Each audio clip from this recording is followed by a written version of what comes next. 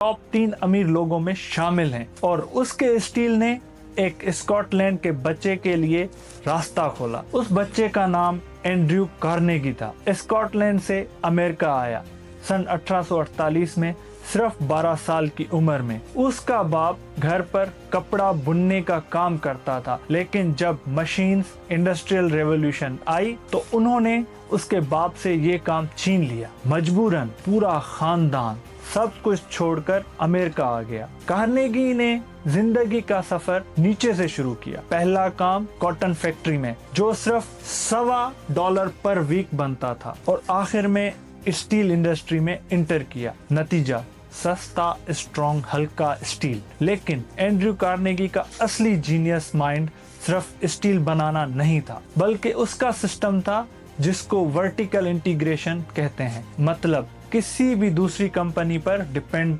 नहीं करना। कार्नेगी ने पूरी सप्लाई चेन अपने कंट्रोल में ले ली। आयरन और माइंस उसकी, कोल माइंस उसकी, लाइमस्टोन्स उसकी अपनी। बीच में किसी भी बाहर कंपनी की जरूरत नहीं थी। नतीजा, कार्नेगी की स्टील कंपनी ने रेल ट्रैक्स इतनी सस्ती बनाना शुरू की के ब्रिटेन कॉम्पीट ही नहीं कर सका। सन 1890 तक अमेरिकन स्टील प्रोडक्शन जर्मनी, बर्तानिया और फ्रांस की कंबाइंड प्रोडक्शन से भी ज्यादा हो गई। सन 1901 में जेपी मॉर्गन ने कार्नेगी को ऑफर दिया $480 मिलियन का। कार्नेगी राजी हो गया और उसने ये स्टील कारपोरेशन जेपी मॉर्गन को बेच दी और वो बनी दुनिया की पहली $1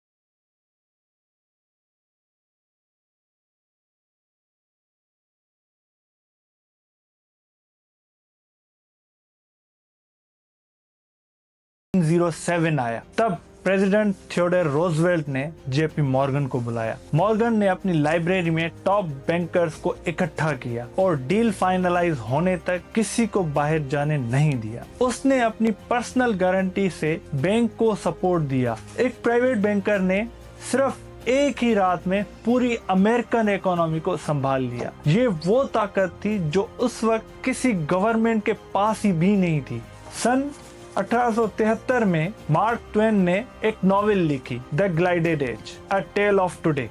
ग्लाइडेड का मतलब था सोने का जर्क, बाहर से चमकदार लेकिन अंदर से खोखला। लेकिन दूसरी तरफ इमिग्रेंट्स जो भीड़ भरे इलाकों में रहते थे, एक कमरे में 10 से 12 लोग, ना साफ पानी, ना साफ ड्रेनेज सिस्टम, ना ही कोई सेफ्टी, और काम रोज 12 से 16 घंटे, हफ्ते के 6 दिन। बैरन्स यानी रेलवे के ऑफिसर्स अमीर हो रहे थे, रेल चल रही थी, स्टील बन रही थी, ऑयल बह रहा था, लेकिन वो आदमी जो रेल पर काम करता था उसको बहुत ही कम उजरत मिलती थी। ये कहानी सिर्फ तरक्की की नहीं बल्कि उस आदमी की भी थी जो तरक्की की बुनियाद था। सन 1877 में बाल्टीमोर और ओहायो रेल रोड डिपार्टमेंट ने अचानक वेजेस कम कर दिए। कोई वार्निंग नहीं, कोई निगोशिएशन नहीं, वर्कर्स ने जल्द ही काम रोक दिया। फिर ये आग फैलती गई। ये सिर्फ एक स्ट्राइक नहीं थी, बल्कि अमेरिका की बड़ी लेबर अपराइजिंग बन गई। Great rail road strike off 1877 19वीं सदी की दुनिया की सबसे बड़ी इंडस्ट्रियल हड़ताल थी। 80,000 से भी ज्यादा रेल रोड वर्कर्स, प्रेसिडेंट हाइस ने ट्रूप्स